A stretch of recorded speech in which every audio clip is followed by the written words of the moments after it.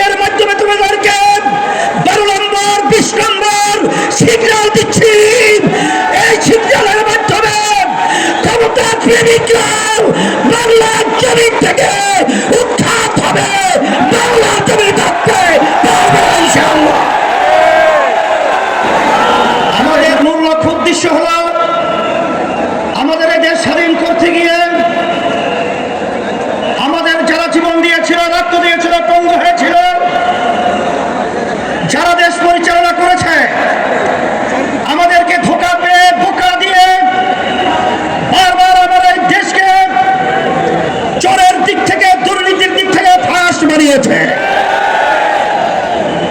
আমাদের সন্তানগুলো মায়ের কোল হারা করেছে, লক্ষ লক্ষ মানুষকে মিথ্যা কেসের মাধ্যমে তাদের সংসারকে বিরান করেছে, ধ্বংস করেছে। আমাদের মেহনতি কষ্ট অর্জিত আমার ভাইরা যে সম্পদ অর্জন করেছে দেশের জন্য, ওরা ক্ষমতার চেয়ারে বসে আমাদের দেশের টাকাগুলা বিদেশে পাচার করে বেগম পাড়া তৈরি করেছে। এখন কথা পরিষ্কার, যারা নাকি ক্ষমতা প্রেমিক রয়েছেন,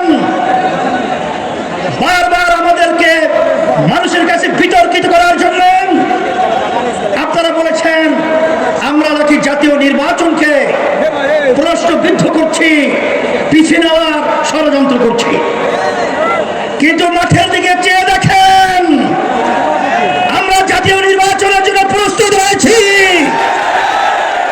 এবং দেশকে রক্ষা করার জন্য, মানবতার কল্যাণ মুক্তির জন্য আমরা যে 5 দফা দাবি নিয়ে মাঠে নেমেছি, সেই 5 দফা বাস্তবায়নের জন্য আজকে বাংলাদেশের আপামর জনতা তারা আজকে রাজপথে চলে এসেছে। এর মাধ্যমে তোমাদেরকে 12 নম্বর 20 নম্বর সিগন্যাল দিচ্ছি। এই সিগন্যালের মাধ্যমে ক্ষমতা প্রেমিকরাও বাংলার জমিন থেকে উৎখাত হবে, বাংলার জমি থাকতে পারবে না ইনশাআল্লাহ। সাথে সাথে আজকে আমরা লক্ষ্য করেছি যে অনেকে কিন্তু আমার কাছে কিন্তু অনেক খবর চলে এসেছে, আপনারা কিন্তু ফেব্রুয়ারি নির্বাচনের ব্যাপারে হিসাব নিকাশ আপনারা মিলিয়ে দেখেছেন, আপনাদের পায়ের নিচের মাটি সরে গেছে। এখন নির্বাচনকে পিছনে নেওয়ার জন্য আপনারাই ষড়যন্ত্র করতেছে।